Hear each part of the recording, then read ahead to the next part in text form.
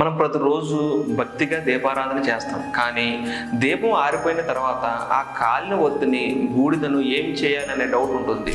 So చాలామంది చేసే పెద్ద తప్పు ఏమిటంటే వాటిని చెత్తబుట్టలో పడేయటం. అది అస్సలు చేయకూడదు. మరి ఏం చేయాలో ఇప్పుడు తెలుసుకుందాం.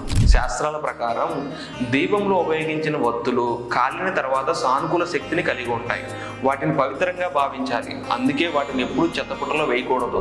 ఇప్పుడు చెప్పే ఈ పద్ధతులు పాటించవచ్చు. అది ఎలా అంటే ధూపంగా వాడచ్చు.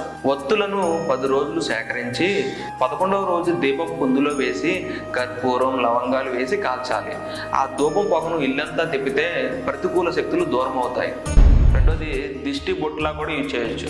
ఈ బూడిదను ముఖ్యమైన పనులకు వెళ్లే ముందు బొట్టుగా పెట్టుకుంటే మంచిదట. పిల్లలకు దిష్టి తీయడానికి కూడా ఉపయోగించవచ్చు. ఇంకా మిగిలే ఉంటే చెట్టు దగ్గర మట్టిలో కలపడం లేదా పారే నీటిలో కలపడం చాలా శ్రేష్టం. గుర్తుంచుకోండి, దీపారాధన